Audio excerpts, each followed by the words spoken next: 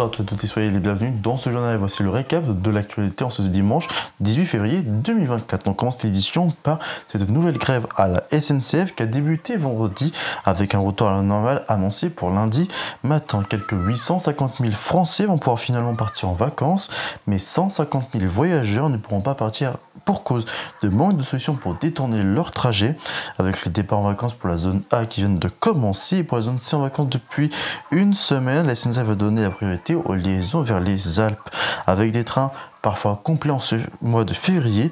En contrepartie, certaines lignes sont davantage touchées, à l'image de Paris-Bordeaux, où les 2/3 des trains sont annulés. Les voyageurs dont le train est supprimé pourront échanger leurs billets sans frais ou se le faire rembourser. Le transporteur offre également une réduction de 50% sur le prochain voyage aux clients concernés.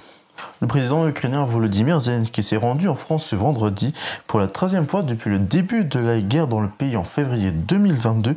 Une rencontre express avec le président français Emmanuel Macron, quelques heures à peine, où les deux chefs de l'État ont notamment signé un accord bilatéral de sécurité entre leurs pays respectifs, un texte que le président ukrainien a qualifié d'ambitieux et concret. La France a également annoncé ce vendredi jusqu'à 3 milliards d'euros d'aide militaire supplémentaire à l'Ukraine en 2024. Emmanuel Macron et Volodymyr Zelensky ont également fustigé la faiblesse du Kremlin après la mort en prison de Alexei Navalny, l'opposant numéro 1 du président russe Vladimir Poutine, a été retrouvé mort dans sa cellule ce vendredi. Il purgeait une peine de 19 ans pour extrémisme à un mois de l'élection présidentielle qui aura lieu du 15 au 17 mars. La liste des candidats a également été dévoilée sans aucun opposant à Vladimir Poutine. Plusieurs établissements qui s'étaient portés volontaires pour le test de la mise en place de l'uniforme tel qu'annoncé par le gouvernement à l'automne 2023 se sont récemment désistés de l'opération. Ces désistements font notamment suite à des plaintes d'élèves et des parents d'élèves qui se positionnent contre le dispositif. Pour rappel, le gouvernement avait annoncé une phase de test pour la mise en place de la tenue unique dans une centaine d'établissements scolaires sur le principe du volontariat. Devant le désignement et le manque d'établissements candidats, le gouvernement a déjà allongé la période de candidature. La généralisation de l'uniforme dans tout le pays est, elle, prévue pour la rentrée 2026.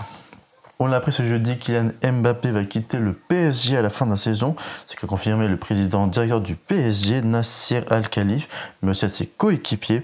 Après 7 ans de bons et loyaux services, le joueur de 25 ans voudrait tenter de relever de nouveaux défis comme rejoindre le Real Madrid, comme l'a annoncé Daniel Riolo lors d'un entretien accordé à AS ce jeudi. Mbappé a pris sa décision il y a maintenant plusieurs jours, mais attendait le bon timing pour l'annoncer à ses dirigeants. Il était un éminent homme politique, juriste et essayiste français. Robert Badinter est décédé le 9 février 2024 à Paris à l'âge de 95 ans. Né à Paris le 30 mars 1928, il a marqué l'histoire de la France par son rôle crucial dans l'abolition de la peine de mort en 1981 en tant que garde des Sceaux sous la présidence de François Mitterrand. Au-delà de son engagement contre la peine de mort, Badinter a œuvré pour la réinsertion des détenus, la réforme du code pénal ainsi que contre l'antisémitisme et l'homophobie. Il a également servi en tant que président du Conseil constitutionnel de 86 à 95 et sénateur des Hauts-de-Seine de 95 à 2011. La vie et l'héritage de Robert Badinter restent des témoignages puissants de son engagement pour la justice et les droits humains. En Grèce, un vote historique a permis l'autorisation du mariage homosexuel et l'adoption par les couples de même sexe, faisant du pays le 37e au monde et le 17e dans l'Union européenne à adopter une telle mesure portée par le Premier ministre conservateur Kyriakos Mitsotakis. Cette avancée est considérée comme un tournant pour les droits de l'homme, malgré l'opposition à l'Église orthodoxe et de l'aile conservatrice du parti au pouvoir. La loi a été votée par une large majorité au Parlement, saluée pour la communauté LGBT+, comme une victoire majeure pour l'égalité.